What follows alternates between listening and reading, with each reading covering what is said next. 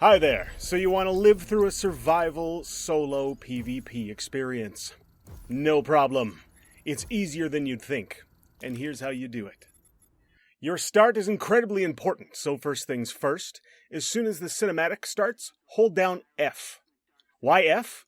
Because Ubisoft can't use escape or space or enter like any other game on the planet.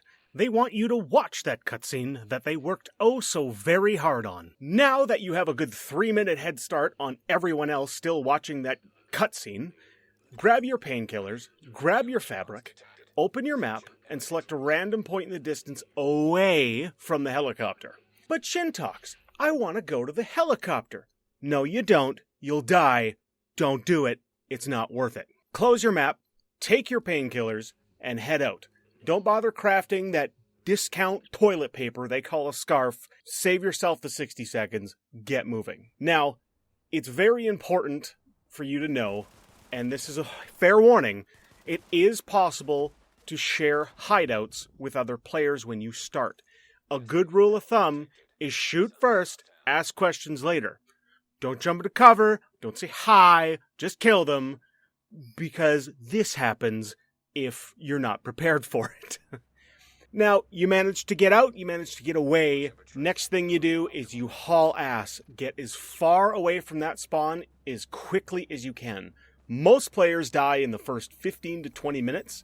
So to keep yourself away from all of that and to keep yourself from freezing, just jump into buildings or jump into the sewers and you can loot at the same time. Avoid all combat unless absolutely necessary, till you get your primary weapon anyway, which I suggest is a light machine gun or a sniper rifle, but that's my personal preference. Loot everything you come by. If you come across gear and it's a better color, or the arrow is green, tap your use button, equip it on the spot, and move to avoid freezing to death or getting shot. Your stats don't matter at this point. If it's better, just equip it. And don't forget to deconstruct your old gear into parts, but don't do that until you're in a hideout, because save your time, save your ass, move. The subway and underground in general has some great loot. And there's a ton of water, which helps you locate that loot by those water vending machines that you can hit and you can get water out of. Once you're out and you're somewhat safe from the immediate death that is the spawn point, the first things you're going to be looking for are red duffel bags for medicine, toolboxes for tools, and those black cases with the silver trim for electronics. Medicine is the most valuable item in the game for this build. It stops your virus timer, so you use it every chance you get. The longer you're in the game, the higher your chances are to survive against the other players. You need 3 blue tools and 3 blue electronics specifically to craft the pulse and shield skills. When you have those materials, jump into a nearby hideout and craft them. Quick note, the farther you are north and away from the spawn point, the better is the loot. That's the same thing that goes for the parts. It takes 3 green to craft a blue, 3 blue to craft a superior, the purple, so on and so forth. You use the pulse for spotting players and epic NPCs, which you should be avoiding. Why? Risk versus reward. Early on, it's really like whoever kind of stumbled upon the best gear is going to win. And unless you're packing, superior items in the first 5 to 10 minutes, it's really risky because nobody has any health and you can get blindsided really easily. So the shield, this is a real crutch of the build. Early on, it's almost impossible to kill another player who has a shield because of the amount of damage it can absorb before breaking. It's ridiculous. Think of that as your, oh damn it button. It also plays a key role at the end of the game, but we'll get to that. Why no healing skills, you ask? Well, your skill power won't be high enough for them to really do anything for you. It's just not... It's not worth it. The other 2 skills just give you much more of a benefit in the overall game than those do. By the time you have enough skill points for them to be useful, you would have been in very many firefights and you probably would be dead by now. It's a lot safer to go with these ones because it helps you both avoid and get out of trouble before you even stumble into it. When crafting gear, make sure you don't go overboard, as chances are you will replace it within the next 20 minutes, and you waste time sitting on your crafting bench.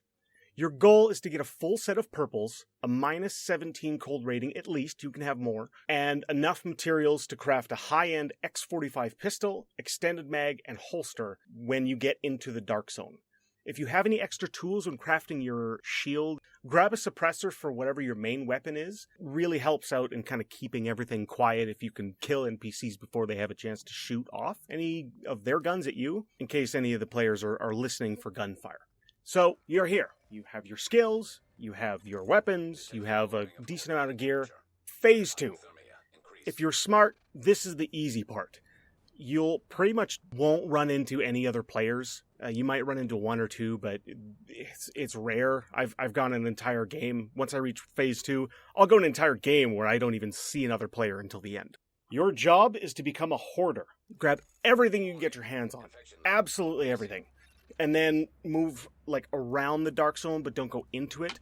You're going to enter in the Dark Zone from a gate farther away from the closest one to your spawn point, because that's where people are going to be sitting and camping and waiting for you. When you're moving around the Dark Zone, stay about a block or two away from the wall of the Dark Zone, because there's a lot of elites that kind of line around the edge. It's, again, risk versus reward. It's just not worth it. Duck into a hideout now and then and just upgrade until you have full purples and you have a ton of materials on top of that, so you can get into the Dark Zone and craft your new resources. Normally by the time you're geared up to purple and you have all the resources you need, the vast majority of the players will be dead and killed off, and there will maybe be between 4 and 8 players left. There won't be very many, and it's a big map. When you're heading to the Dark Zone and you're going to get in, don't fight anything outside the gate you're going to enter. Because chances are there's, that gunfire will draw attention if there's anybody near that gate inside the Dark Zone. And you don't want to draw any unnecessary attention to your position when you're entering in, so you don't get ganked. Once you jump into the Dark Zone, immediately pulse, so you can make sure there's nobody kind of sitting behind a barrier waiting for you, waiting to gank you. Once you know you're safe and there's no one waiting for you, head to the antiviral case and loot everything on your way there. Avoid combat with NPCs in this Dark Zone area because, again, the sound travels and anybody running around or running underground, they might hear it and say, oh, there's a player there, and start following you and track you down. So you want to avoid that as much as possible, because chances are there could be a group of 2, and in this game mode, if there's 2 on 1, you're not going to win. I don't care how good you are, you're not going to win. Once you have your antivirals and you have at least 4 division tech, you can run in and you can craft your X45 pistol, your flare gun, your extended mag, and your holster. And I'll explain why in a few minutes. Once you have all of these items, you're ready to extract. Now, you're going to want to extract at the northernmost extraction point first, unless it's occupied, and then move the one just south of it.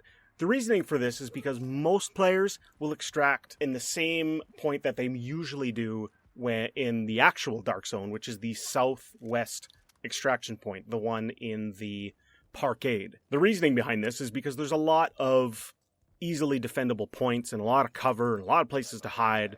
It's a PvP extraction. It can work either way for both sides. You're going to extract the northern one, which is kind of far out of the way. Now, if you wait that minute after they start the extraction, it forces the players who are either at the first extraction or other players who are on their way to steal their chopper from that extraction to make a choice.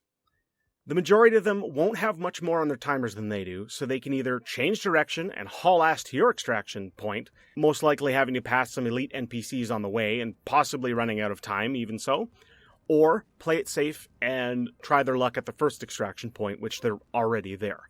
That late in the game, a firefight between, high-end players can usually take too long, and it's most likely that everybody involved in that firefight will just run out of time and die, and nobody will get to the chopper.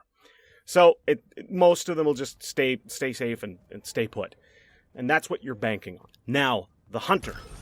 These guys specialize in ruining your day. They come in fast, they block your skills, and they hit like a truck.